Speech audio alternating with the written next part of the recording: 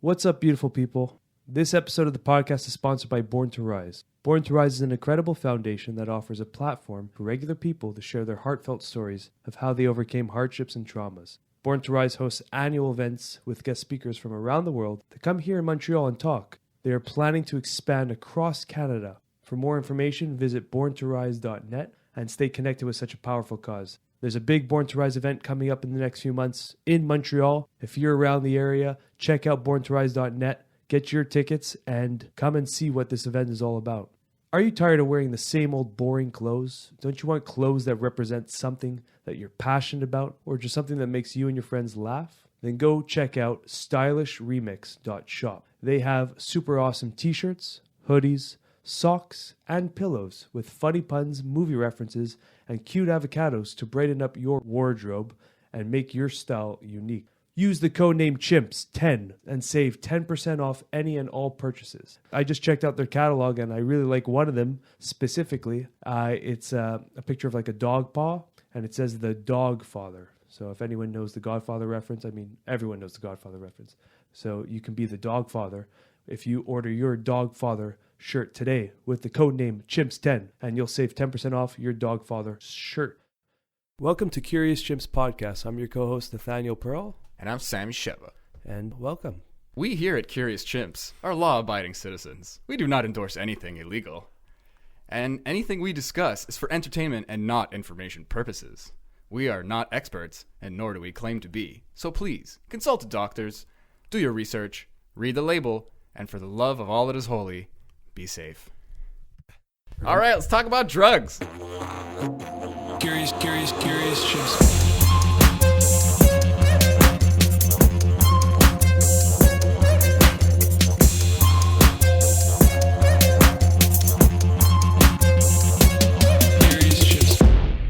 Guess just introduce you right off the bat, and we'll go from there. Perfect. Want me to introduce myself? Yeah, all right. So my name is Samuel Finn. You can call me Sam. Nice. And I'm here, I think, mostly to talk about the Guinness World Record that I just beat, which was the most chest-to-ground burpees in 12 hours. And I ended up doing 5,234 burpees. Okay. Damn. Yeah. I like how you said, I think I'm here to talk about that. I think. It's like, we can talk about some other shit for sure. But that's that caught our attention, let's say, for sure. Yeah. It caught so many people's attention, man. It was crazy. I know it. Like so many people jumped in and did burpees. So many people also gave their money for the fundraiser. It's honestly, it was so touching to see how many people jumped in and used the story to go through their own challenges and received a lot of messages. It was really inspiring. Wow. Yeah. And you did this because you were fundraising for your brother, right? It was exactly, yeah. So I was fundraising for sarcoma research. So sarcoma cancer, it's the cancer that took my brother's life in 2017.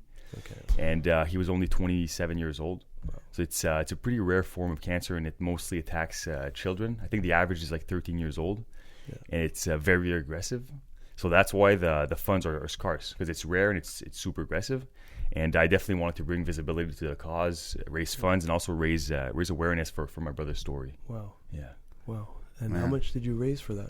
We raised a little over $60,000. Wow. And 100% goes directly to the foundation. So holy crap. It's incredible. Our target was, when we launched, we set that target because it was on GoFundMe. Yeah. So online, we set that target at $10,000.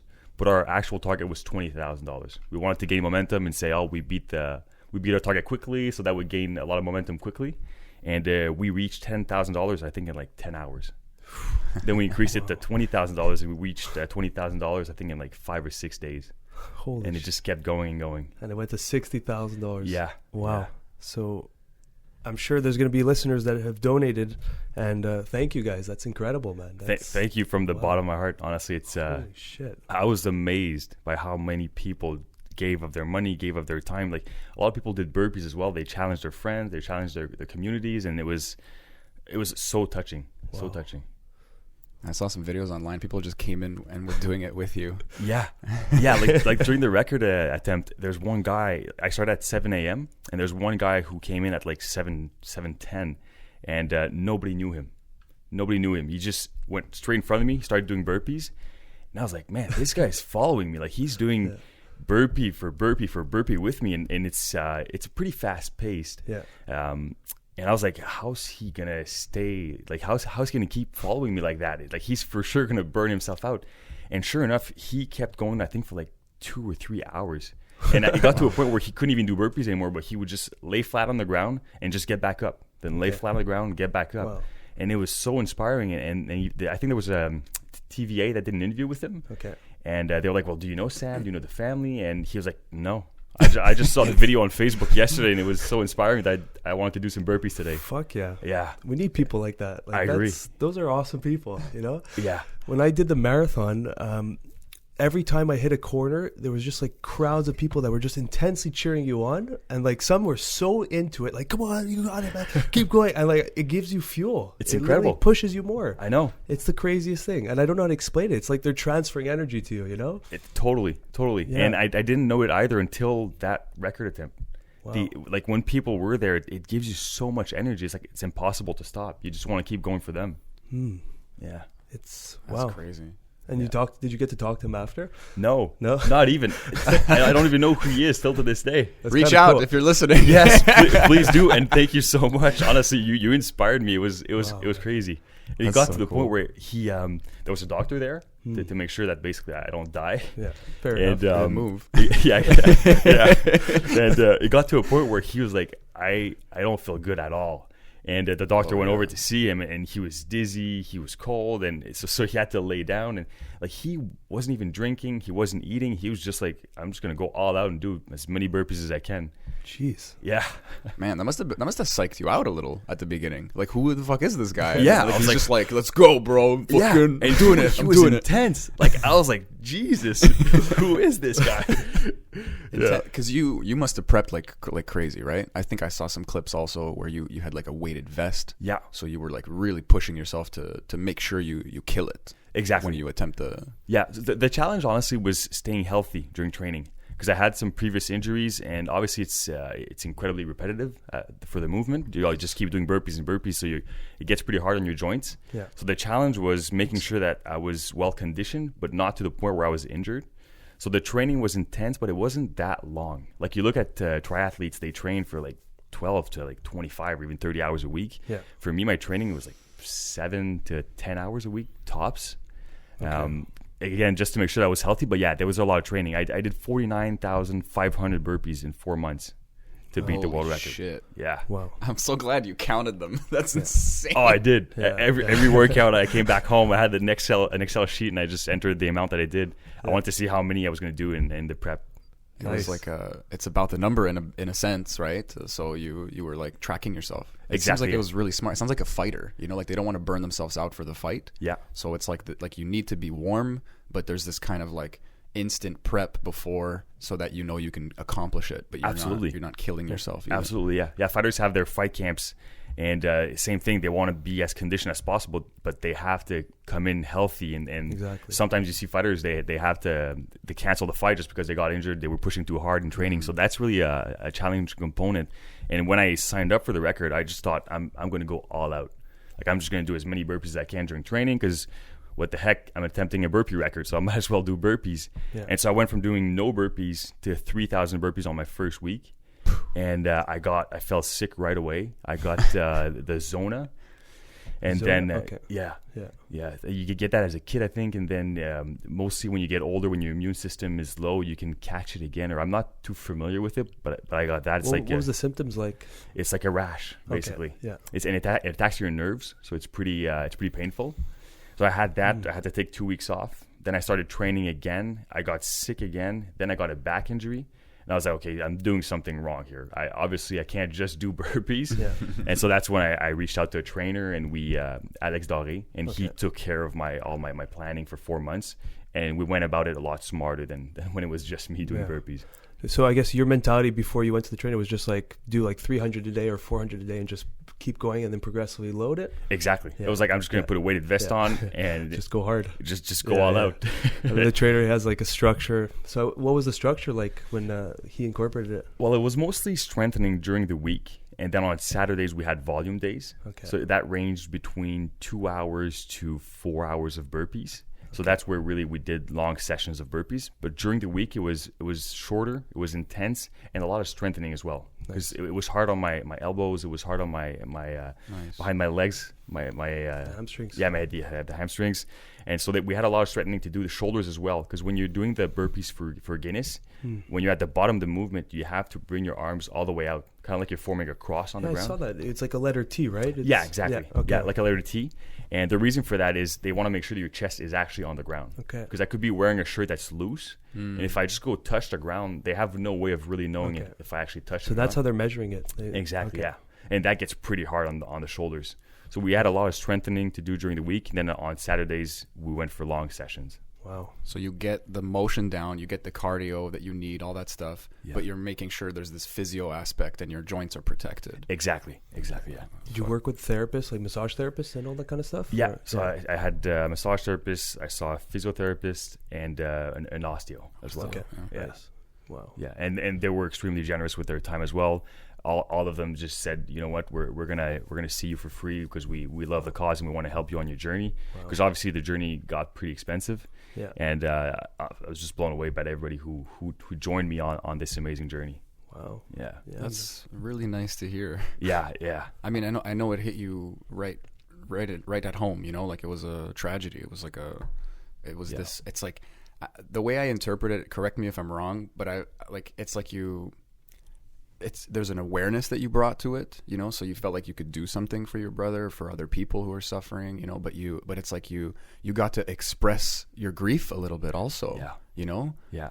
Just a bunch of burpees, like your body's dead after, like you just let it out in a way as well. No, you're absolutely right. And for 2 years, I was like looking for a way to get involved with the foundation, but at the same time, I wasn't grieving at all. Like I kept pushing my emotions to the side, and even today, I just keep pushing, and I know it's not good, but I guess I don't know how to live and go through them. And during the burpees, at one point, there was a song that me and my brother just kept listening to when we were younger, and I started crying. I had tears in my eyes, and I just kept doing burpees. And so in a way, yes, I did grieve during that and let a lot out. Yeah. And it's funny because the people were reaching out to me like the day after and the entire week after, and they're like, "Oh my God, like."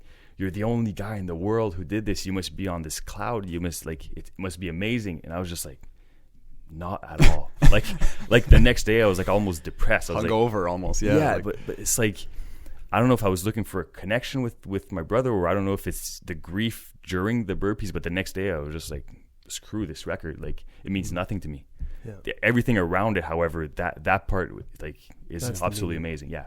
That part has like it won't ever change. I'm incredibly touched by everything, but the burpee, the part that was just about my individual effort, that part I wasn't even proud. I was like, whatever.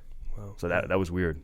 Maybe in a sense you just knew you were going to do it. Like there was no giving up and all the support you got as well. But like being at the other end of that and having a chance also to experience your emotions. Like I'm the same way, man. Maybe a lot of people are just humans, you know, it's a shock and you can't take it all at once. Yeah. And then something like, you know, even when you were training, your burpees made you like your immune system vulnerable and you got sick a few times. Yeah. So it's like you're during the record, you're doing it, this song comes on, you're just in a vulnerable state. Yeah. And this repetitive, hypnotic, meditative trance, you know, I'm just guessing. Anytime I've done any kind of endurance thing, I'm not an athlete by any means, but like it's psychedelic, you know, it can become very vulnerable. Oh, you're absolutely right. Just like, you get in a zone and it's like the suffering becomes easy. It's like it just becomes part of the journey. And it got to a point where like I was so focused, such in a zone that I couldn't hear people. Like there were so many people during the event and some of them were talking to me, some of them were cheering me on, and I could hear cheering, but like when people were talking to me, it was like I wasn't there. I was in such a different zone. I was so focused and so ready to do whatever it takes to beat the record. It was weird, but it was fun at the same time. They call that the flow state. Yeah, you're absolutely right. Yeah. You know, it's just where it's like there's moments that probably you heard everyone and like your mind got involved, but then there's these moments of just like intense focus and silence, and you're just the task is being done and you're kind of observing it like from almost like a third dimensional up top. Yeah. Seeing it happening from like the bird's eye view. I've been there, man, and I know what you're talking. I hear it all the time with people that do intense things like endurance, what you did and other stuff. It's like that's that state that you can achieve, and it's such a mind fuck, you know. It's funny. I didn't even realize, but you're right. It was totally the flow state. Yeah. And I read about it and I do research about it, and you kind of chase it, but I didn't even realize until you just said it.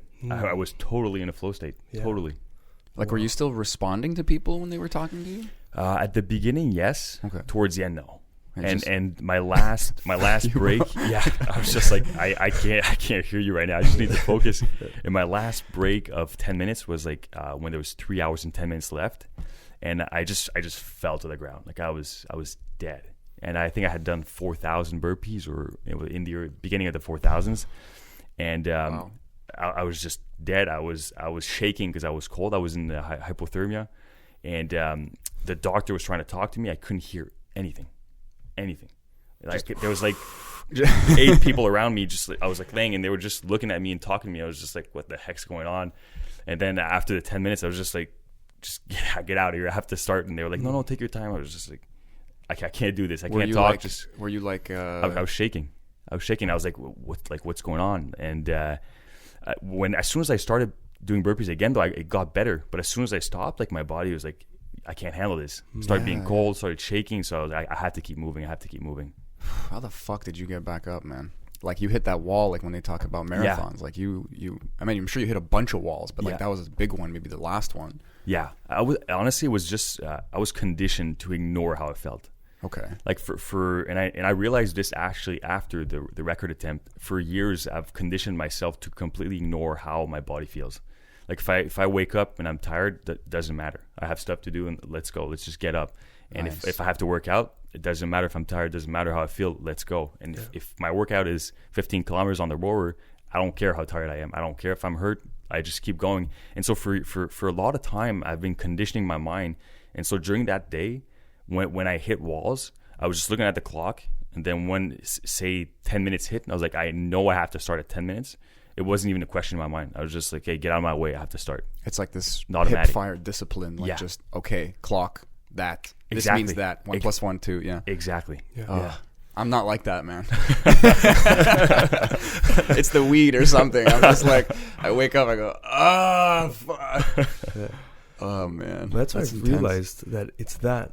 The reason you were able to do this challenge and beat the record and just go through all that pain is the years of your life of just always giving a +1 to that bank where it's like, I wake up, time to go train, do this, time to go do this. And it's just like they all add into the big event where it's just like, of course you're going to complete, because the accumulation of everything you've done is just like aid behind you to push you forward, you know? Exactly. And since the record, so many people have reached out to me and they're like, well, what's the secret? I want to beat your record. Like, I want to do the record for most burpees. And I'm like, well, go for it. And honestly, there's absolutely no secret. There's no secret training. There's no nutrition program. It was just years of completely pushing to decide how you feel. And let's go. It's when it's time to go, let's go. It doesn't matter how you feel. And so when you, like you said, you accumulate those +1s, you get used to it. Now it becomes a lot easier. And so every little challenge makes you stronger. And so people don't realize that they see those little moments and they're like, it's okay if I snooze this morning because it's such a little moment. But what you don't realize is that there's so many little moments like these in your days that add up. You're and if building a habit and you don't even know it. Exactly. And if you keep overpowering your mind for every little win, those little wins add up and they become big. And so it changes how you react to those big circumstances like that 12-hour burpee record. Yeah. I always try to ask people, in kind of like a context of yoga, I ask them, what are you cultivating? That's what matters. It's not what's good, what's bad. Like that's the, like a personal trainer will ask, what do you want to accomplish? That will help me make a training for you. So hearing you put it that way gives me a lot more context of that. What am I cultivating? Because I really am putting a little dollar in the bank every time I do that shit. And I'm really doing myself a disservice in the future. Yeah, absolutely. Fuck. But good, I'm realizing it. And it's good to hear that, because like I asked Mikey, the guy who did the cycling, the Everest, and it's the same thing. There's no secret. He just created discipline and followed through. Every time he woke up, he didn't feel like doing it. He did it anyway. And just over time, when the actual event happens, it's like, I've been here before. The training was harder than what this is. Exactly. Before. Yeah. And you want to quit in training, but if you just keep overpowering your mind, you don't quit, you get to the event, and it becomes easy. Yes. Yeah. You know, I mean, you'll still face your demons and the hard moments, but like you've pushed through the mindset of quitting and pushing through that so many times that this is just another bigger training session, but you're going to be like, I'm not quitting. I'm going to fucking do this. Exactly. You know? And now the stakes are higher. So you have that to keep pushing you as well. And so in training, it's easy to say, I'm going to quit. Nobody's watching. It's 6 a.m. on a Tuesday morning. Who cares if you quit? There's nobody in the gym. That's the little bastard in the little voice, man. Yeah, exactly. For sure. Yeah. No one's watching. Who's going to know? Exactly. Just take today off. Take 5 reps off. Yeah. Let's cut it short. Yeah. But you're going to know. Yeah. You're going to know. It's coming back, and it's going to screw you when you want to take on some big challenges. Yeah. But inspiration's a thing, man. Like I'm like I said, I'm not a big athlete, but there was a time when me and my brother, like, we were able to go to the gym together, and he's like an athlete. Yeah. He's crazy. He puts on like that mask so he can't breathe all the way. Yeah. And he looks like people walk around him in the gym, you know, because he takes up space, you know. And he like, now when I work out, like, not only did he get me to a new level because he was there, like, pushing me, and honestly, the only word he ever used with me was up.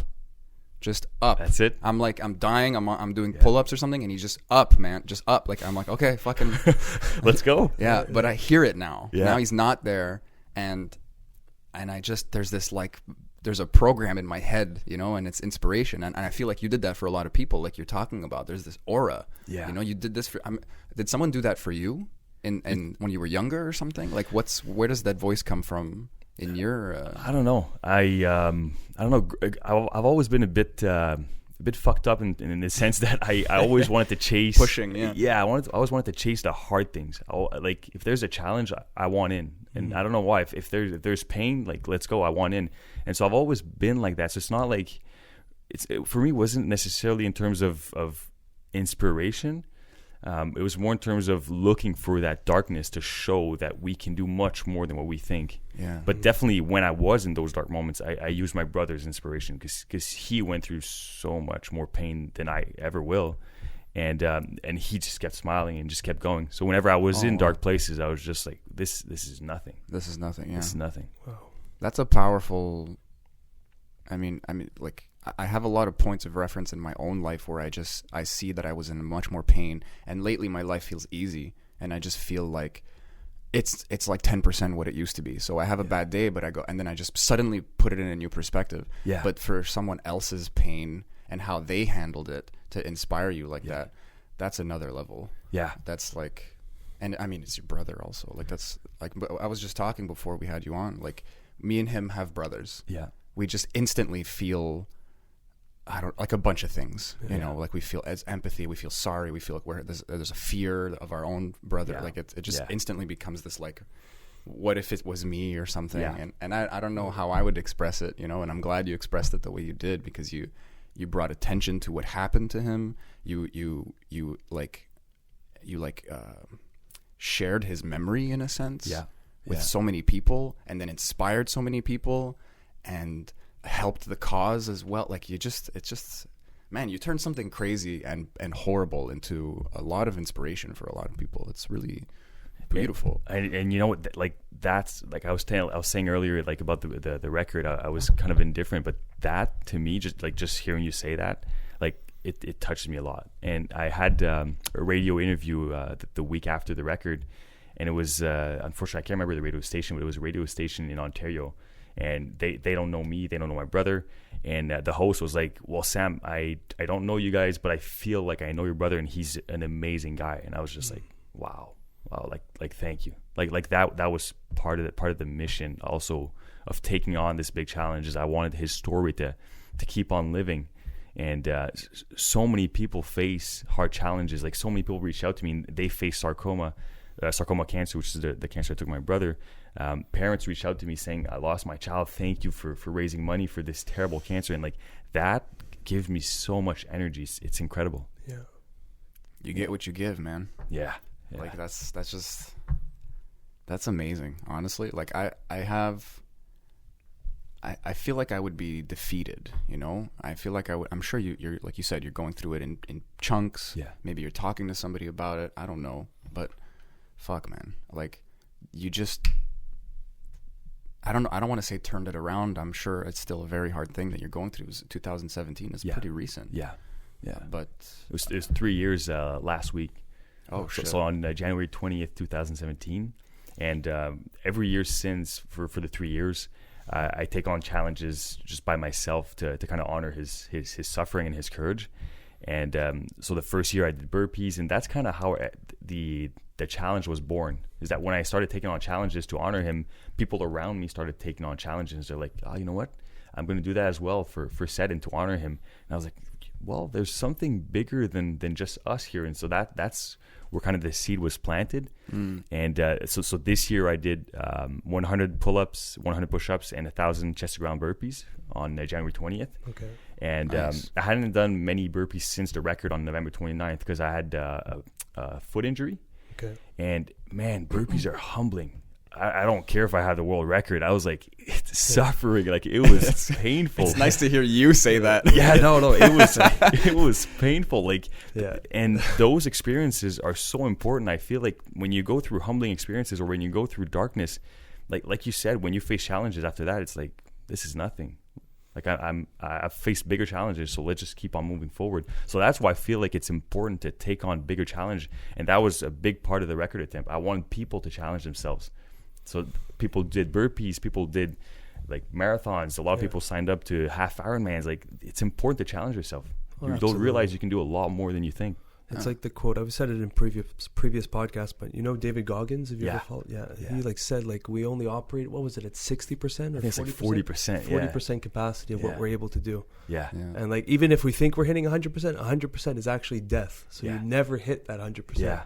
So there's like this solid 60% that you could achieve, or 59 because 100 you're dead. Yeah. 59% of work you can put in and push you can put into what you're doing. I know. There's so much more in the tank than you think. Yeah. And it's just these your mind puts down these walls, and then you break through it, and you're like, oh, I could do this, and then you do that, and you just keep lifting that ceiling a little higher. Exactly. And that guy's such an inspiration as well. Like, his man. entire story is incredible, and the pain he went through and how he changed himself is just inspiring. It's incredible. He went from like 300 plus pounds and just Yeah. decided to run 100K or something like that. Yeah, 100 miles. Twice. He did 100 100 miles. Didn't he gain weight again too? Yeah. Like, that's part of the inspiration, is like, oh, he's human. Yeah. You know, like, you look at someone in your situation, let's say, and you want to say there's like a gene or something. Yeah. You want to explain it away. Yeah. And yeah, sure, there's some nature, nurture, whatever, but like, you do what you do. Yeah. You did what you did. No one Yeah. can take that away from you. Yeah. And then you see someone like David Goggins, and there's something part of his story that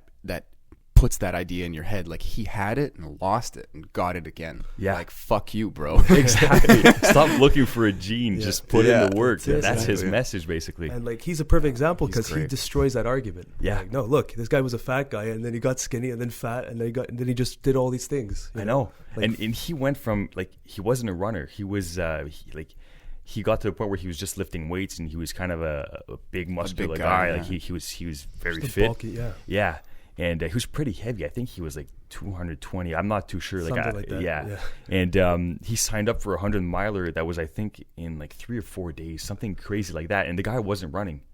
He just ran 100 miles in a circle, and he was running with all these like tiny people who were probably like 100 pounds, and he just They're all looking at him like, Yeah, we're like- gonna die, bro. like, look at Hulk running with us. Like, what's this guy doing? So it's just inspiring to see his story and to read his book is just honestly incredible. And he goes read into detail as to like how he felt during that race, and he went to a dark place. Like, man. it's crazy. Everyone who reads that are waking up at 4 a.m. now, and like, there's some. I mean, that guy's walking inspiration, so Yeah. it's in Oh, the yeah. book for sure in some Yeah. way. Oh yeah, for sure. And I even heard, apparently, I mean, just side note there, but his Audible version, Yeah. he has these little, like, in between the chapters where his, I don't know, like his editor, someone who helped him make the book is like talking to him. So it has this little podcast vibe, and it's not in the book. It's just I like didn't know this that. little extra stuff. Yeah, it sounds really interesting. That's like the Yeah. future. Yeah. You know, Yeah. like, you're going to be encouraged to buy these books like an audio because there's going to be a little extra. Absolutely, yeah. But yeah, man, he, like, the way you were talking about, I mean, like, we touched on it a few times, like the past hardships are going to give you that extra gas tank sort of. That guy went through like the Navy SEAL training or something. He went through Hell Week twice, he said, because something 3 times. 3 times. Jesus Christ. So he can do anything now. Yeah. he's like, whatever, I'll be fine. Maybe I'll die. Like, he's like, cool, let's go. Yeah. You know, like, he just doesn't care anymore. I know. He's incredibly inspiring. Nice. He's a hell I was of a going to man. ask you, like, you obviously gain inspiration from figures like David Goggins. I want to know who inspires you. Now we know at least David Goggins, but Yeah, David Goggins definitely. My brother, obviously, who I touched on. Other than that, just regular people around me. Like that guy who did burpees for like 2 or 3 hours with me, who to this day I still don't know his name. Like, he inspires me. Like, when I'm training these days and I feel like quitting, I think about him. Nice. Like, man, I don't know your name, but you inspire me. So it doesn't necessarily need to be like I love this guy. Yeah, It's I love this incredible, guy. man. Yeah. So regular people just inspire me. Like, even at work, people will go the extra mile and they'll put in the work, and it fires me up, inspires me. Nice. Yeah. Yeah. It's amazing because what happened with you and with your brother, and like how you took it. Like, so many people, I see it happening where it brings them into a downward spiral of depression and just not coping with it. You said you still have things to work through, and that's normal. Yeah. But like, instead of letting it absorb you and destroy you, you've doubled over it and worked extra hard to just make it turn it into a positive in a sense, you know? Yeah. It's definitely what I wanted to do. But to be completely honest with you, I don't know if I'm personally living it. Like, I'm pushing hard externally to make sure that we raise funds, we raise awareness, and that his story stays alive. But internally, like, I have a hard time speaking about it. I don't open up about it. So I know it's kind of like building up, and I just don't know how to deal with it, honestly. And that's the hard part. It's like there's no recipe. Everybody's different, and how do you react? And I can't even realize it. Like, my brother's gone. It's like some days I wake up and I'm like, I'm just gonna go grab a beer with my brother, and it's like, Jesus, he's gone. There's that moment of like amnesia when you wake up and when you lose someone so close, like it just hits you again every morning, and it's fucking terrible. Yeah. It's like we take it for granted, and then it's like it's just it's a habit. Yeah, we'll go for a drink, we'll do this, and then no, it's not there anymore. And it's like fuck. It's again those little moments. It's funny because in the end, like really towards the end, I think Sed had like 2 weeks left to live, and I was reading a book. I can't remember the book, but there was a quote, and I think it's Robert Bro, who said, "Enjoy the little things, for one day you may look back and realize they were big things." And I was just like, that's so powerful, because in that moment in my life, I was like, I'm never gonna have those little moments anymore with my brother, and those little moments are huge, and we take them for granted. I think there's nothing shocking about them, you know. We just forget them, but then when they're not there, it's like your body has this memory. Like, I mean, it's a small example, but I have a friend. I mean, she was my friend in high school. She's a German exchange student, and every time we talk, we have this sentiment, and we say it out loud often. It's like, I wish she just lived close to me. Like, she's in another country. I wish we could just like go for a walk together. Yeah. It's that little, it's nothing, but it's fucking everything. Exactly. And you're like, but I mean, you mentioned he was really, I don't know if positive is the right word, but he was like smiling the whole way through, you know, which is like a type of person. That's amazing. I wonder, I mean, like you said, you had a hard time talking about it. I don't want to pry. No. Like, go for it. Thank you. I appreciate it. But did that help you in some way, like, to go through it? Because it's tragic no matter how you write it. Yeah. But he had a grace. He had some way of going through it himself, for you guys. Yeah. I wonder if it like helped you to, like, maybe there's less, maybe there was just more grief, more space to do it while he was alive, while you guys were going through it. So maybe you're looking deep down to process something, and there's not as much as there could be. Yeah. Because it's it's a tragedy. You're going to carry it for the rest of your life, but it's just maybe you've accepted it in some ways that you're not even aware of yet, because he was so amazing about it. I don't know. Yeah. Well, you might be right about the fact that I may be looking for a magic pill, for something to get over it, and obviously I'll never get over it, but to kind of go through it, I should say, and to live it. Yeah, come to terms with it. But the worst part about him smiling the entire way is he wasn't smiling accepting his fate. He was smiling because he was like, I'm getting through this. Oh. And like, he went through over 12 surgeries, like in tough surgeries, and he was always in pain, but he was like, I'm getting through this. I'm always going to keep fighting. Always. And he had these objectives, and in early January 2017, the doctors told him, his name is Cedric. They said, there's nothing we can do anymore. Like, you need to start looking for a palliative care center, and like, that's it. And he got up, shook their hands, and thanked them. He said, "Thank you for everything you've done for me." And he left.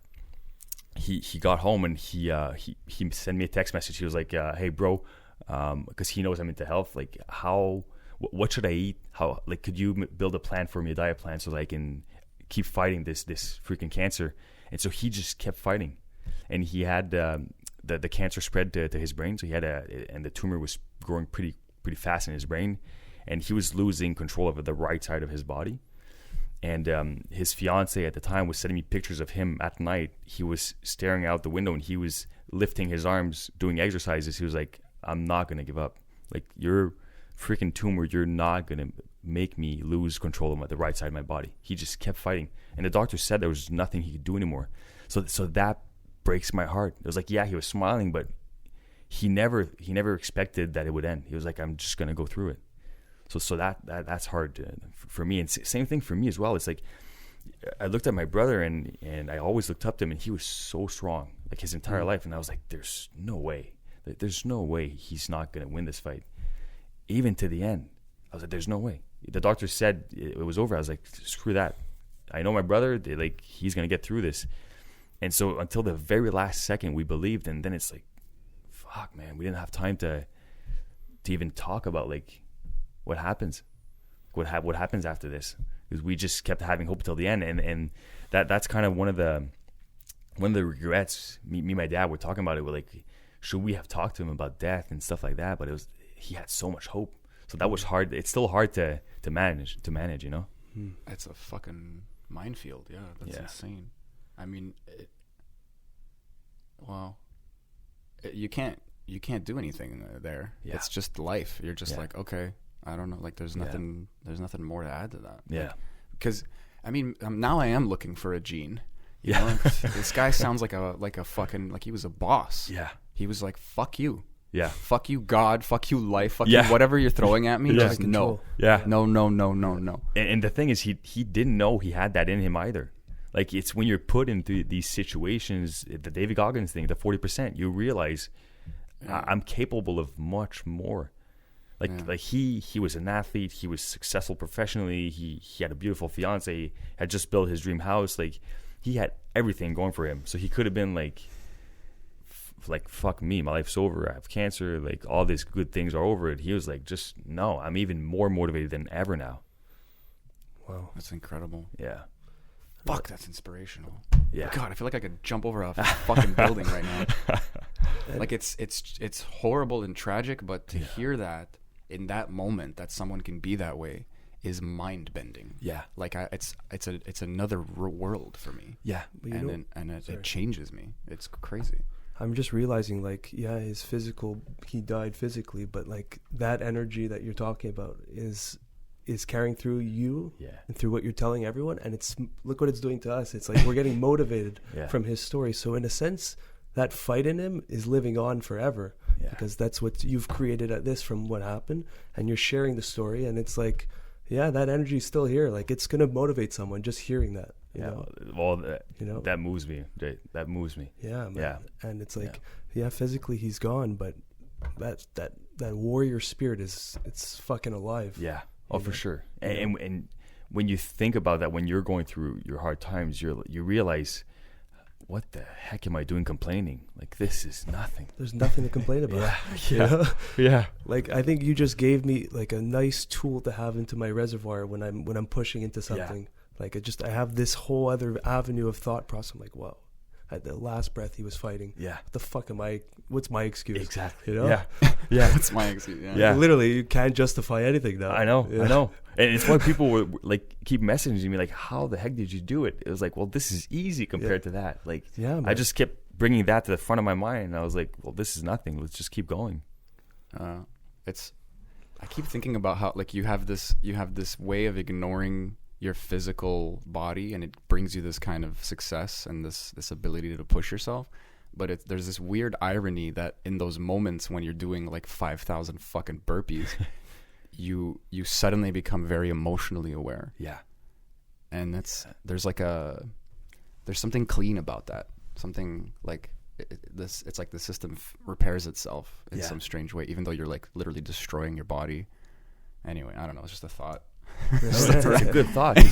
You get into a trance and I don't know. Like it's hard to explain, but I understand. Like we were saying with the loop, it's like I've never been that vulnerable with the death of my brother, except when I was doing the burpees.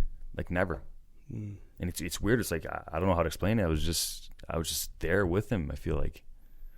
Yeah, and maybe in a way you knew that this was the way to express it. Somewhere unconsciously, you were just like, I need to let it out. I need to let it out. Yeah, maybe. Yeah, or let it in, whatever. Like these kind of experiences. It's like there's a lot of parallels with the psychedelic experience, because doing 5,000 something burpees, Mikey doing the 12 hours of cycling, you can't hold on to that voice, that wall that you have. That like resistance, like you have to break through everything you thought you were to get to that state. Yeah. And that's the psychedelic state that we always talk about. It's like, no, you're facing head on everything that's holding you back. Yeah. And you have to push through that demon. Yeah. And that's what you achieved. And that's what Mike achieved. And that's why it's like, there's no thoughts in that state. It's just, its task is doing, just do. And there's no more room for any chatter in the mind or anything around you. You're just hyper focused. Yeah, absolutely. And that's why you probably felt so vulnerable, is because everything's gone. You're just exposed to yourself fully. Yeah. Yeah. And in regular life, you're just dizzy from everything around you that you don't get to that state. Yeah, man. Yeah. And I think that's why it's so fucking important to do that, to get to that state. That's a really good point. Yeah. People need more of pushing to get to these boundaries and seeing what they really are. Yeah. You're absolutely right.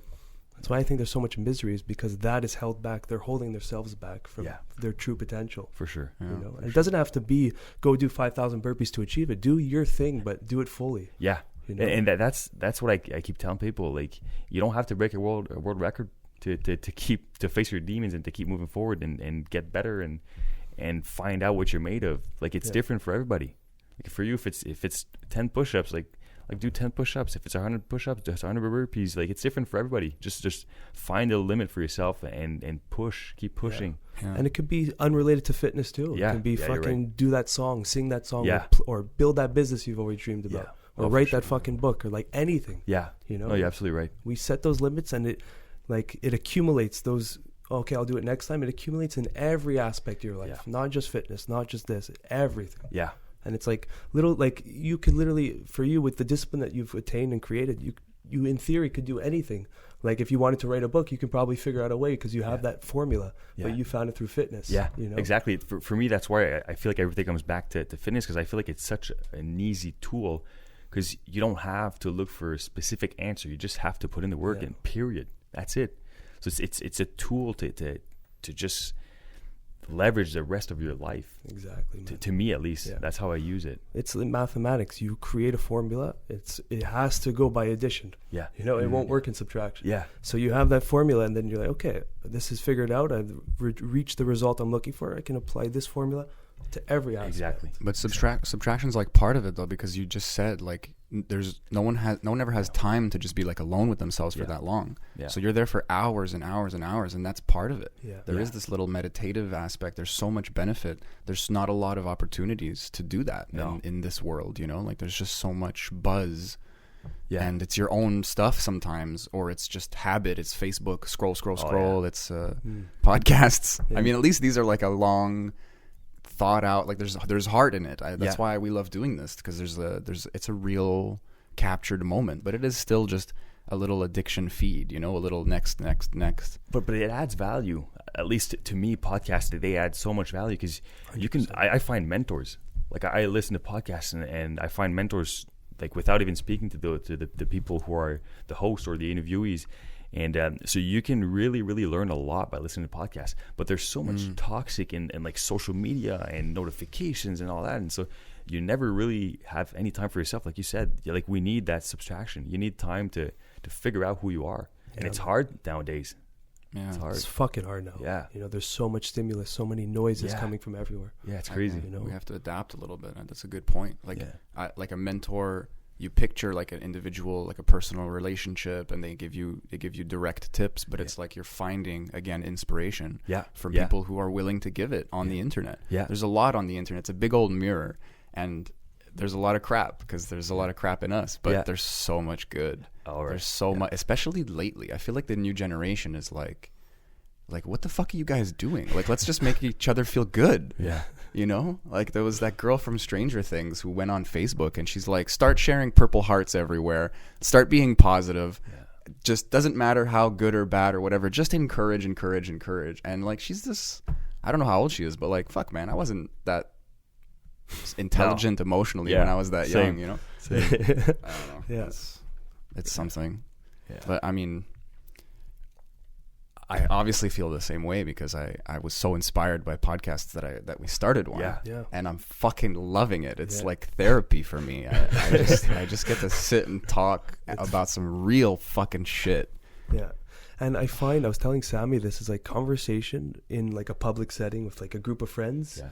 You can't get into it. Like, well, sometimes you get into some deep conversation, but there's too much things happening for it to really go under the layers and to find out what's really happening and just explore ideas. Yeah. But in a setting like this, where it's like there's an intimate volume in the ear, the mic, the secluded area. Yeah. There's like a campfire here that we can't see. You know? Yeah, Like, exactly. It's similar to the flow state. I feel similar to when I go deep in a focus zone, and when you're having conversations with your friends and you're having a beer, I feel like it's always like on the surface level. Like you don't go deep. Whereas here in the podcast, we've talked about such amazing things, and you like I'm still discovering myself as we're talking today. So it's a lot deeper. Yeah, man. Yeah. There's no place to hide. Like we're here to talk. Yeah. It is Literally kind of like no place to hide. some people get a little nervous. Maybe that's not a nice way of putting it, but it's like it is. There's like a purpose. There's an energy behind it, and that's why I like that campfire idea. Like there's something really human about it. Yeah. When you're like 5 guys and you're all drinking and no one wants to talk about like maybe someone does, but then it's like, am I like? There's so much at play. There's so much like, oh, maybe that guy doesn't want to hear me talk about my problems right now, even though everyone else might. And then like, that's just one of like 1,000 ideas that could be. Are they going to judge me? Exactly. We all have egos, and And there's walls everywhere, and just, you know, like we're I think monkeys, this man. is a blessing and a curse, because now small talk is even harder for me. Like when I meet people, it's just I don't know what to say. I'm like, I want to go deep right off the bat, you know. Yeah. It's just No, I'm the same way. I can't do small talk, and like I even like going out with my buddies and stuff like that. I rarely do it nowadays, and my buddies are absolutely amazing. But it's just that I don't know, like just the small talk and the small drama for me. It's like it's unimportant at this point in my life. Like I want to have real conversations. I want to add value to people's lives. Nice. And if I'm having a beer talking about the girl you picked up last night, that's not adding value to anyone. it's just a story. Yeah, It's like not- I don't care anymore. Wow. Yeah. A lot of people just get into I mean, maybe it is fear-based because it's like, oh, this guy doesn't want to hear my problem or what, like along that vein. But then you end up just talking shit. You know? You're just talking, you're just shooting the shit. Like, oh, I did this last night, or the weather, or whatever. You know, like I notice with like I work in a call center and I have a podcast. I just talk all day, all the time. So I think some people are a little like exhausted around me because I'm. It's not shooting the shit. Yeah. But it is kind of constant, and it can be like badgering, because you're just like, even with you, like you're here to talk, but I even said like, you know, I don't want to get into it if you don't want to get into it, because I'm starting to notice that I just start prying and getting into people's like deeper self, and that might even be a coping mechanism for me or something, or like an avoidance mechanism, but it's just fun. It's like I have always been curious. I've always cared. What the fuck is going on for real? Yeah. You know, like people ask you, what do you do? But you want to ask, like, what do you do for fun? Or like, what do you do when you're not working? Because my work doesn't define me, you know? So you start having these honest moments with yourself, and then you can't have dishonest moments with other people anymore. And you've had some really honest moments in the past couple of years. Yeah. So that's just who you are now. Exactly. I mean, how are you going to... I mean, maybe sometimes, you know, like you're talking about some friends, like we've talked about it recently. Like we all have friends that we grew up with them and we love them. They're more like brothers. Yeah. But then there's people that you meet along the way who connect with you in some way, or maybe they just see the world the way you do. I don't know. And it's, again, inspiration. That's like what else is there? Inspiration's the best. If you have this mechanism that gets you out of bed, this day and age where that's like a feat. And I'm not even being sarcastic. Like, it's a bitch for a lot of people. I know. And mostly for emotional reasons. Just like, I gotta get up. I gotta do this day that I did yesterday that I have to do again the next day. It's like, no. Don't think about that. Get out of bed, take a cold ass shower, drink some fucking coffee, just pack. And that's how I feel when I'm talking to people now. I'm like, pack. Yeah. And some people are like, whoa, bro, I just met you. You're asking me about like my mom and shit, like my relationship with my kids or something. We're not used to it. Like you said, we're used to, oh man, it's rainy today. But it's like, who cares? I don't want to know if it's rainy or if it's cold outside. What the fuck does that change my life? Exactly. Like, I know, bro. Yeah. I got eyes. Yeah, exactly. And you know, what are you afraid of? Tell me your life.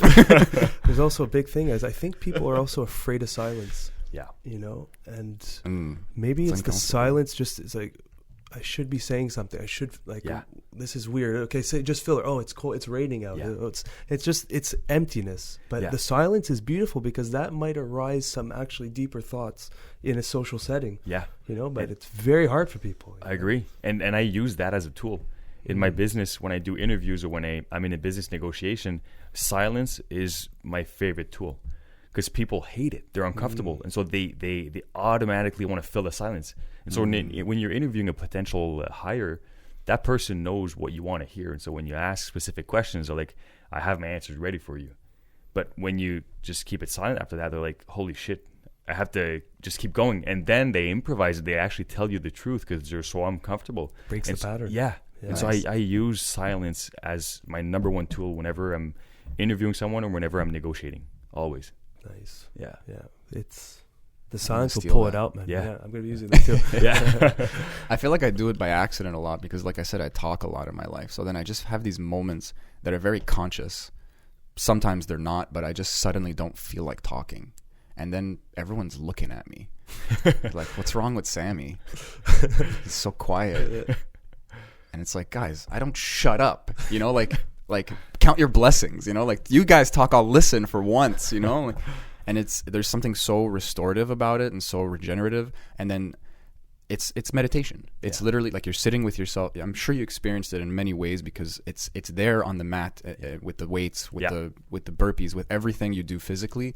There's this fucking silence. Even if there's a coach going, go, go, go, it's you and you. Yeah. And you can't escape. And that's meditation is learning to be okay with that. Yeah. That's like a superpower. It's like this, I mean, I don't know if I'd call it self-love, but it's like self-acceptance or at least just observation. Yeah. And then all this shit starts bubbling. And a lot of people who start meditating stop because they start getting conditioned. They know that's coming. Yeah. And they don't want to go there anymore. And I mean, if you want to relate to that, I would love to hear your story in more detail. You must have gone through crazy peaks and valleys during 5,000 plus burpees. Because like we related to the Mikey's journey as well. It's very similar, I guess. And you even said you were listening to it it's before. the same place, you know. But it gets psychedelic. It really does get psychedelic. Like you can't escape yourself, and then there's these ups and downs. There's just so much of you that you start looking at, and you've neglected or just you're like, whoa, like it's just coming out of you. It's all exposed, right? When you're doing something like that, when Mikey did with the cycling, whether you do a psychedelic trip, you're fully exposed to yourself and you can close your eyes, and maybe not as much in a psychedelic experience. You can resist a little bit, but doing the 5,000 burpees, you have the goal. So either you have to look at yourself fully, or you quit. Yeah. So there's those two options. But once you look yourself fully exposed to yourself, there's no hiding, and that's that feeling where demons come in, and you have to fight that demon and go to the next demon, and then there's silence and it's chill, and then the next demon comes in. So I would love to hear like if there were the peaks and valleys, like Sammy was saying. Well, I'll start by saying there was no option B. There was no quitting. Was not part of it. Scrap that one. Beautiful. It was never an option. It was never an option. But honestly, I was such in a different state that I didn't. It's like I wasn't there in my body. So like I don't know. It's so hard to explain. But I was just going through the motions. I was moving, and I was like, okay, this hurts, that hurts. It's painful. But I was like, let's just keep moving. And I was such in the flow. Like I didn't, because I hear people saying you're going to discover yourself when you go through these hard moments. But what I discovered is that I can push a lot more than I think. And also like what's important in my life. Like we all have these fake goals because we think it's popular. Like when we think about social media, when we think about money, when we think about fame and all that stuff, it's like, what's really important for me? Like that question I faced a lot during the record. And I was like, all of it is superficial. Like the car, the money, and I'm not a superficial guy, so I don't have like big cars or like, but I was just like, what are we chasing? What are we chasing? What's life? Why are we here? And I'm realizing more and more that people focus on the wrong shit. Like what's important is us here right now having this talk. Like we're here together, and what's important is your relationships, your friends, your girlfriends, your boyfriends, and I don't know. I just that was really the question. Like what's important for me? The experience. Yeah. I guess you had a lot of resolve. I didn't mean to interrupt. No, go for it. But I just like, I don't know. I loved the samurai when I was growing up, and they always talk about resolve. They just think and meditate often on the future and on death and on like, I'm gonna cut this guy. I'm gonna kill this guy. There's this passage in it's this book called the Hagakure, and it's like this samurai Bible, and it says like, even if your head is cut off, you should be able to finish your last task because you have so much resolve. It's like in your body. Yeah. So I guess that gave you a lot of space. Yeah. And like maybe that psychedelic journey is like longer than we think. And I mean, with said passing and everything, like you went through turmoil, but then you were like, I'm doing this. Yeah. And that was done before you did it. Exactly. In your mind. Like it was just done. And I'm a big fan of the samurai as well. And I read something lately, and it's crazy. They did their nails like pretty. That the men did their nails so that they would look good in case they died every single day. Wow. And so they meditated on death. Yeah. They contemplated death every day. And I started doing that for the past, I think 4 weeks now. I wake up and I don't know if it's called a meditation, but I sort of meditate on death. And whenever I go through challenges throughout the day, I'm just like, well, this is not a challenge. Like I could die tomorrow. I could die today. Wow. And so that aspect of the samurai who are ready to die every single day, I was like, wow, like that's crazy. They're hitting close to 100% in prep then, because they're coming to terms with death every day as a reminder. Yeah. You know, and I think a lot of people are missing that because they're focusing on the wrong things because they're forgetting about death. Yeah. You know, it's just they're going about their life, collecting their fucking money, and they're buying their material and just building up and laughing. But fuck, it can end tomorrow. It can end right now. It can end in 2 weeks. But like this illusion that, it's all good for a long time until, oh shit, it's not. Yeah, exactly. And that's fucking deep that the samurais, they use that. They paint their nails and prep for that. And it's a huge meditation. I know. There's nothing you can hide from death. Yeah. So prep every day as if you were going to die. Exactly. Or nowadays meditate on it. Yeah. And so every morning now I meditate on death and how insignificant I am. Like we all think we're important because we're biased and our brains play tricks on us. And so whenever we face a small problem, we're like, oh, this is huge. This is the end of the world. But I just look at the universe and I'm like, dude, I'm nothing. I am absolutely nothing on this universe. Literally. It's so funny that motivates you. Because I think some people without guidance or coaching or something, the meditation on death or feeling the insignificance of their lives, it'll free you, maybe make you feel less serious about yourself, and then you can really just have space to do what you do, kind of feeling like you're not being watched. Yeah. But the people who look at that on a superficial level, and I feel it, like if I'll sit down and think about death, I don't do it often or every morning. I might start now, to be honest. I'm fucking already thinking about it. But there's this, the knee-jerk reaction is fear and guilt. You know, it's like, oh, my life will end. I don't know what that's like. And then instantly it's, what am I leaving behind? What have I done so far? You know, like David Goggins actually talks about that. Yeah. Like guilt is not a bad thing, but people wallow in it. People get drowned in emotion where it's like, no, just look at the accountability mirror, you know, just go, okay, I haven't done good enough so far in my eyes. And that's true. That's okay. Face it. But you got to do something now, or else you're just going to feel that again. Exactly. And if you never face it, you're just going to keep repeating the same mistakes. And so it's not necessarily meditating on the fact that you're insignificant, so you shouldn't do anything about your life.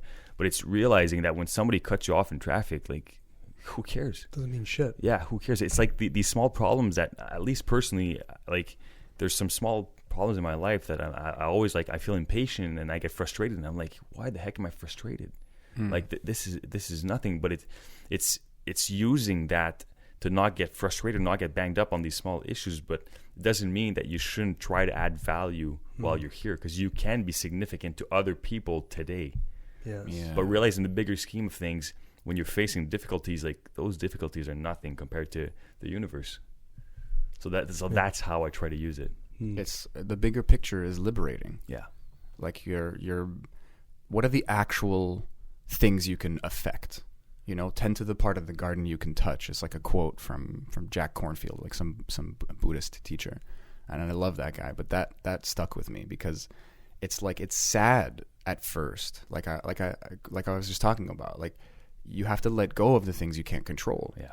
And that's the freedom that we just talked about, that insignificance. Yeah. Insignificance sounds like a bad thing, but it's like, there's so much more going on.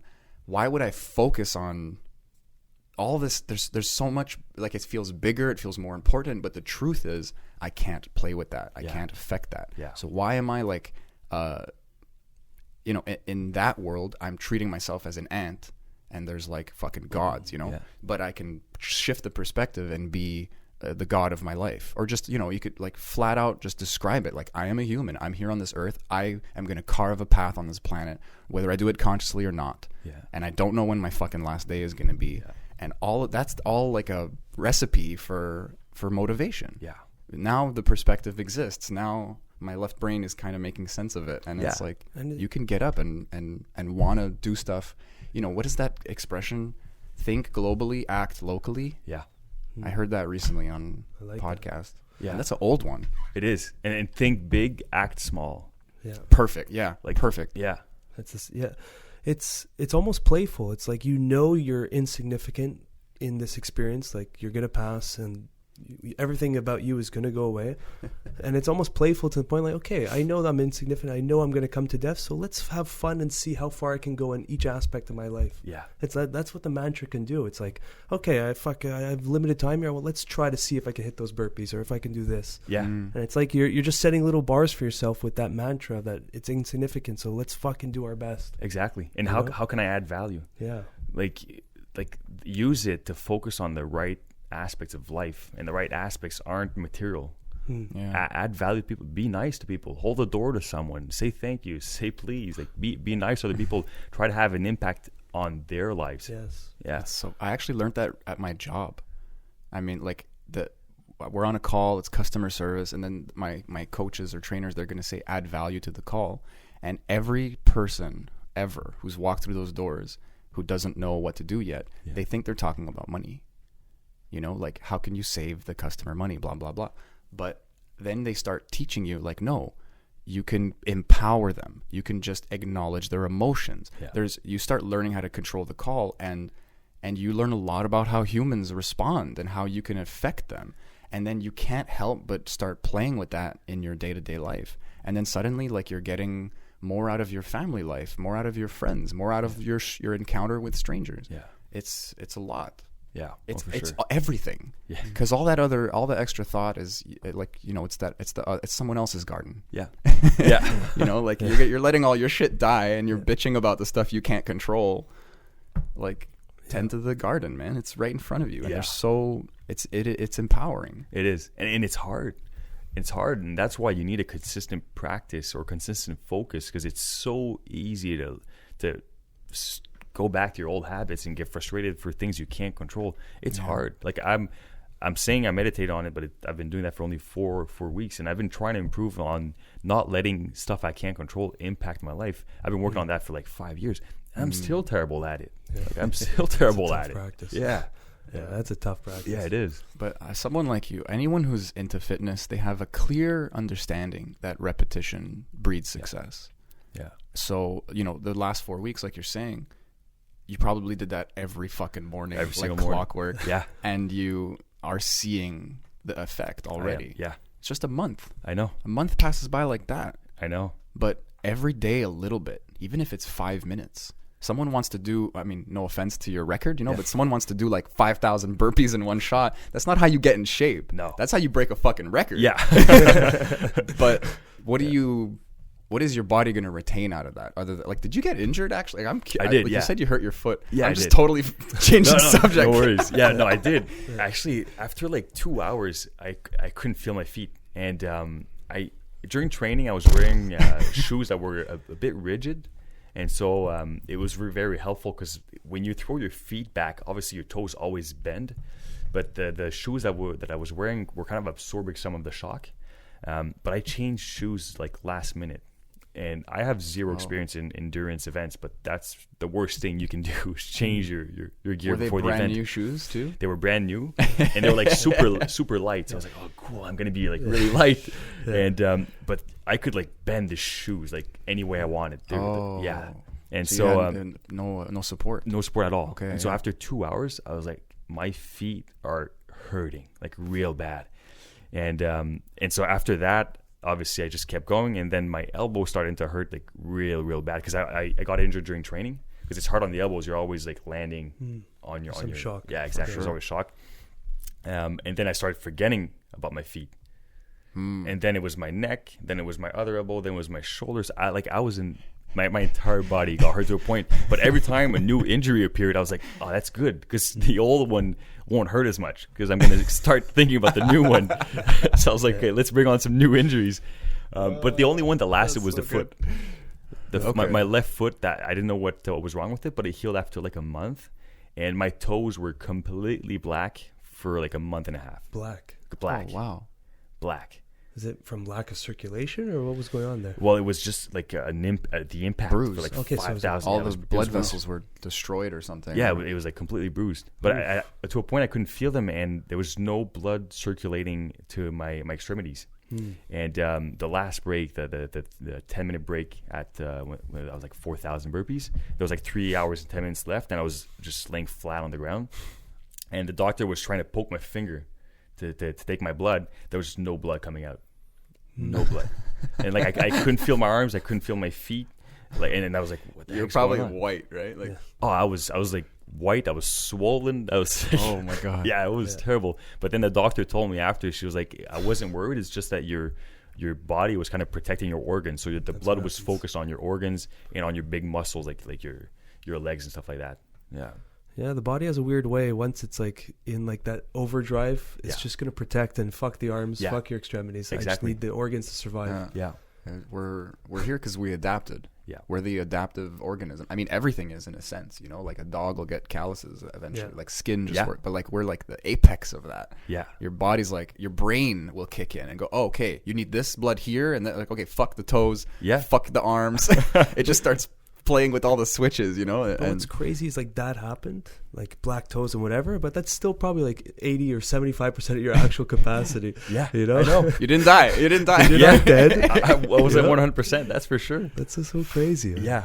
I'd say 90 for like just to Who give knows you its props. limits, man. Just to, Yeah. Maybe this fucking bar is high, man. Dude, this guy, it is high. Where your feet like, everything must have been throbbing. Like those last 10 minutes, I keep thinking of that. It's like all of this just builds up to this moment. Yeah. And this little door, this tiny little door where it's like, I could stop right now. Which I'm sure you didn't even hear at that point. No. Because you just had that fucking samurai blade of resolve driving through into the future like a bridge, Yeah. And all you had to do was fucking walk on it. Exactly. Yeah. Like there was no stopping. And I beat the record, and people were like, well, stop. And I was like, fuck that. There's Fuck no you. stopping. Like I signed up for 12 hours. Yeah. What is stop? Exactly. What Just was the keep doing previous it. record? It was funny enough. And we were talking earlier about I had no doubt I was going to beat the record. Yeah. When I signed up, it was 4,500. Okay. And then I think 2 months into my training, a guy in the army in the States beat the record and did 4,689. Okay. And then I think it was like 3 weeks before my attempt, it was my last big workout, and I had to do 2,300 burpees, and I failed at that. I like got huge cramps because my target was 2,300 in 5 hours. Okay. And I ended up only reaching 2,100 something burpees. And the following day, my trainer calls me and he's like, "Hey Sam, did you hear that the record was just beat?" I was like, "What?" And I was like, "What do you mean it was just beat? Like I'm going for it in like 3 weeks." Yeah. And so my target, I was training to do 5,000 burpees. Okay. And the guy who beat it like 3 weeks before did 5,010. And I was like, I just came off of a failure. Yeah. I have no time to train anymore because I have to start slowing down to make sure I come in healthy and that I'm fully recovered. And I have to increase my pace, knowing that I just got cramps because my pace was too fast. And I was like, what the hell am I going to do it? And so for like a week, I was like, Jesus, this is like, how am I going to be able to do it?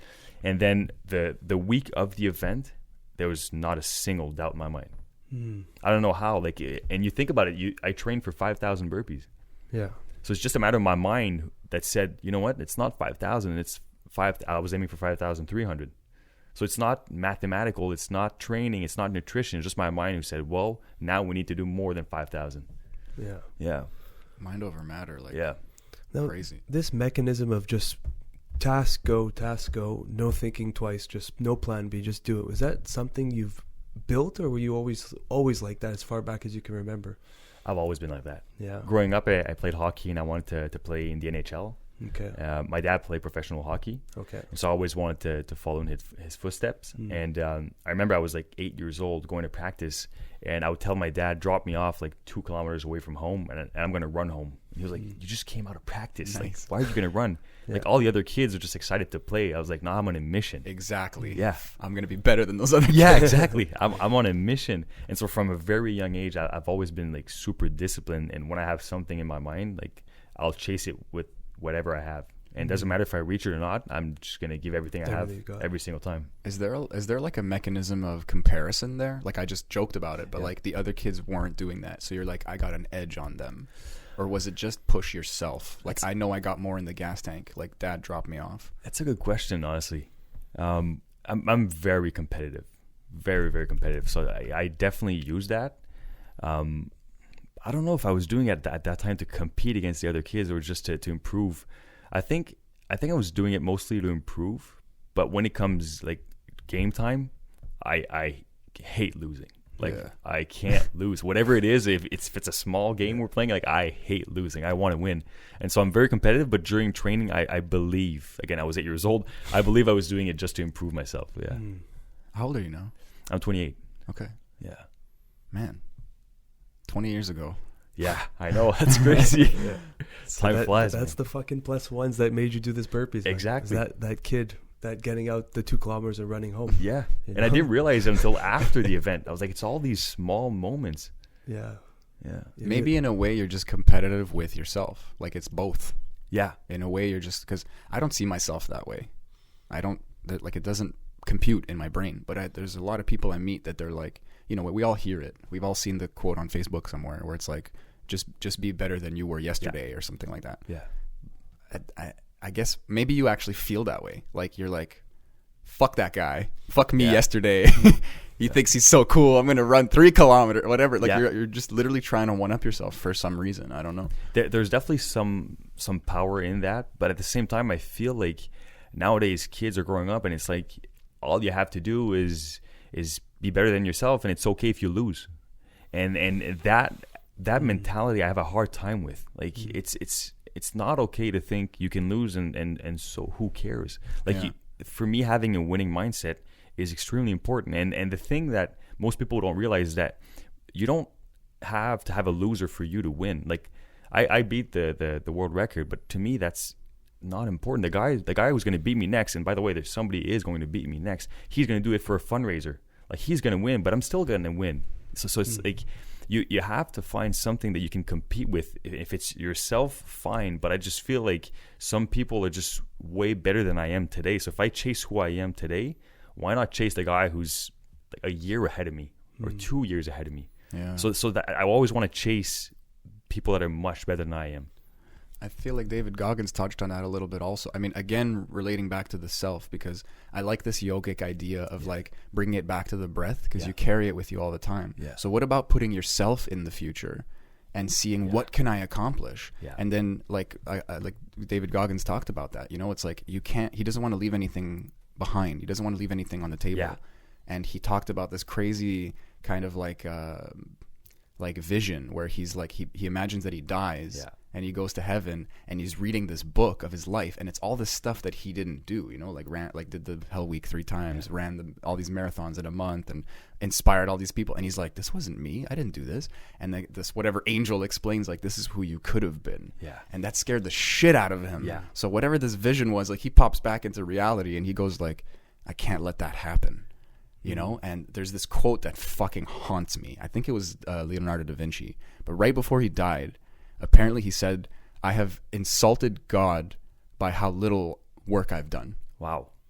Like, one of the smart. This guy could write and draw like with both hands, and he invented a bunch of shit, and he like just enhanced all of human art and technology, and he was supposedly unsatisfied with himself. That's crazy. So it's like there isn't this satisfaction, but all this work comes out, all this beauty comes out. So it's like, do I want to be self-satisfied, or do I want to produce?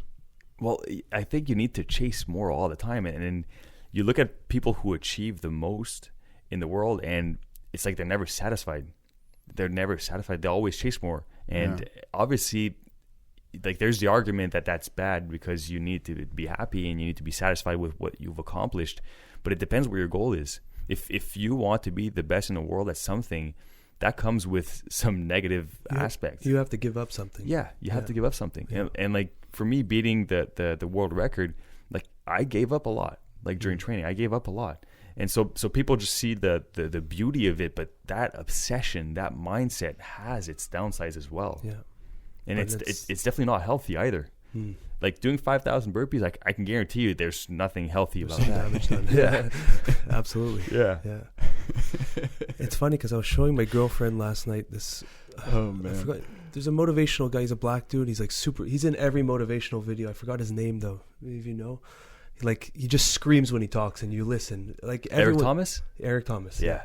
So he's golden. He's amazing. Fucking perfect. I was actually showing my girlfriend this last night. He's like screaming to a crowd of like 100,000 people. You know. He's like the most wealthiest place in the world is not the biggest mansions, the biggest houses, the biggest cities, and the wealthiest place in the world is the cemetery. All the dreams that weren't fulfilled, all the books that weren't written, all the fucking the jobs the jobs that weren't created, or the businesses that were never built. That's the wealthiest place in the world. Wow. And when that hit, it's like, oh fuck, hey, back up here. I really got to rethink things. Yeah. You know, it's like that's powerful. Yeah, man. Oh, I got to find that video. I'll send it to you. It's insane. Yeah. And it's like, yeah, man, you're fucking, and it's the mantra that you're talking about is death is coming.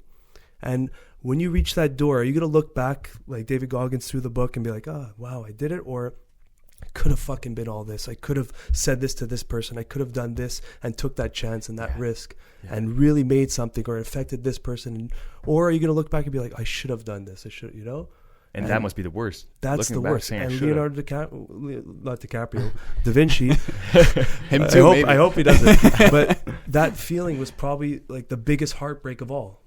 You know, when he said that. On some level, he knew he left stuff on the table. Yeah, and maybe to us, he did so much, but maybe to him, he was like, he put things on the side burner. He was just fucking around. He's like a super genius. He's like, I'm just gonna make up some cool stuff. I think that's why there's haters out there, and there's so much like people that push you back if you're trying to achieve something. It's because they never did it. Yeah. And now it's like, no, you can't do it either. Yeah. Because that regret at the end is going to be so fucking painful when you reach that death's door and you're like, oh. Yeah, I shouldn't have taken that job. I should have done that or something. You know, and a lot of people will say to themselves, "Well, at least I'm not the only one." So that's why they try to hold you back. But that's toxic. It's so toxic. That's toxic. Like you have to push people to be uncomfortable and chase their dreams, and encourage it. Yeah, you know. Yeah, and what's the risk in it? Like if your dream is starting a business and you start a business and you fail. Okay, so you failed. Fucking what? You failed. Yeah, at least you tried. You tried. You learned. You like for sure. You learned. Like there's no way that you didn't learn. You grew. Like there's going to be tons of positive aspects to it. Sure, it's going to hurt, but you're like the next time around. The next time you go to the bat, you're going to be so much better. You're probably going to succeed. And if you look at everybody who succeeded, it wasn't a one-hit thing. It wasn't like first time I go to the bat and it's a home run. There's so many failures behind it, you know, and that's what I fucking hate about the social media world era we're in, is that you only see the final product. Yeah. And there's a lot of people polished also. Exactly. Polished. Exactly. And sometimes there's a lot of influencers that only put things that they do for the gram. And it's not even what they do in their day-to-day practice. It's like doing like some crazy burpee with like a jump, clap, flip almost, and then burpee, or rope slams with a back flip. And like, you're not doing that on a daily practice. You rip your knees. I'm a trainer. I know how it goes. You know, and then people who are just trying to build their self, and maybe they're not at the level where you achieve, but they're getting there. And then they see something like that. Look, that's their inner demons, but maybe they just step back and like, fuck, I can never do what that guy did. Why should I even bother? Yeah, but that's the part that scared me, and that's why I keep pushing people and reminding them that it's not about a number. Like everybody's number is different. It's good to chase someone, but realize that you have to think big, act small. Like if you're coming off the couch and you're overweight, don't think about 5,000 burpees. Like that's the worst thing you can do, because you're gonna quit. You never even start. Yeah. You're gonna quit. Like there's a guy, we're talking about people who inspired me. There's a guy who inspired me. He's incredible. He was extremely overweight, like 350 pounds, and he's been looking for years for a way to get back in shape. And he was like, I just didn't have the inspiration. But he's like, now I'm going to do 5 burpees. And they're not real burpees. He's basically going on the floor and getting back up. But he said, I'm going to do 5 burpees every single morning, and I'm going to increase by 1 every week. And he's sending me pictures of like 5 done, 6 That's done. how it goes, man. It's small, but you're going to build up. And it's accumulative. Yeah. You know? Yeah. It's like I was telling Sammy, I started doing, it's been almost 3 months. Almost 3 months now. I started with just as many pull-ups as I can throughout the whole day. Yeah. I would have a pull-up bar in my kitchen. Yeah. And so I started at like 25 a day, 50 a day. And now I'm like banking like 100 per day. I'm doing it in sets of 5s or 10s. Yeah. And I'm looking at the fucking board, and like this month already, it's not over yet. I'm over like 4 grand pull-ups. Wow. And I'm like, holy fuck. That's insane. I'm like, this is +1s visually, so I can see that over time it's just going to keep accumulating. And before you know it, I've done more pull-ups than I ever done in my entire life in this one month. Yeah. You know, and I'm like, fuck, if I do this forever, you know, I never felt sore once because it's in increments with like 20-minute breaks, whatever. Yeah. I've seen your posture get way better. I feel the benefits. I've never felt sore once, which is like mind blowing, because as a trainer, usually like you give a series to a workout to a client, they're sore the next few days, but they don't have fucking 6 hours to spread out the sets. Yeah. But the volume is there. And that's how you apply it to life. The volume will be there. You do 5 burpees every day. Yeah. Next week, add 1. Next week, add 1. And then before you know it, you're doing 50 a day. And you're like, holy fuck, I lost 40 pounds. Exactly. You know? Exactly. It's just, our minds get so stupid with that. It's just like, you don't see that far ahead, because the moment is like, oh, it's just 5 burpees. It's not going to do anything. Yeah. You know? And that's the discipline you need to build. If you jump to the 50 burpees, you're going to fail 10 times harder. Exactly. Start small. Build the small. I like that. I like putting it that way. You're Yeah. going to fail 10 times harder. Yeah, man. Well, I've done it. We've all been guilty of it. Like, you have a goal you did in the beginning of your prep. You did like the insane burpees. And you, oh, fuck, scratch head. My arms hurting. My legs hurting.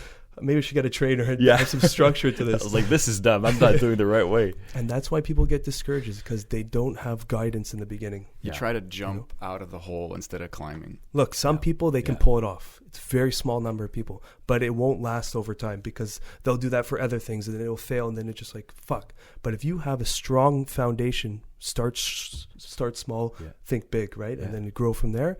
It's going to work in everything, whether you're saving money for a fucking house, whether you're trading and building, you want to hit 1,000 pull-ups or 100 pull-ups or 10 pull-ups. It's that. Well, start at the foundation. Do what you can, Start at the but consistency. Build at the bottom. It's like you're building here. There's nothing. It's going to fall. It's going to fall. Yeah. That makes a lot of sense. And that's why I think we need to share more of our failures also. Because people see the end result and they're like, oh, wow, like, this guy is amazing. This girl's amazing. I could never do that. So why should I try? Yeah, but sagesse, there's no wisdom. Yeah, it's just look at me, and it's like, oh, I can't be that guy. It's like no. There's a process. there's a process, and I failed a bunch also. And everybody who you see, who you think are perfect, they failed. They have flaws. Like a lot of people you look up to because they're famous or this and that. Most of them are depressed because that's not really what happiness is. And so we have to start looking at these people and saying, wow, their lives are so amazing. I can never achieve that, so I'm depressed. No. First of all, you don't know if their lives are actually amazing. And second of all, that's not what they do every day. Yeah. It's just a picture. It's just a video. You're capturing a glimpse. Yeah. A tip of the iceberg, you're seeing, you know. Yeah. In the end, we're all just people. Yeah. We talked about it yesterday. You know, famous people like committing suicide or something. Yeah. And even if they don't, you know, we all have tragedy and stuff. And it's just do what you can. Try till you die.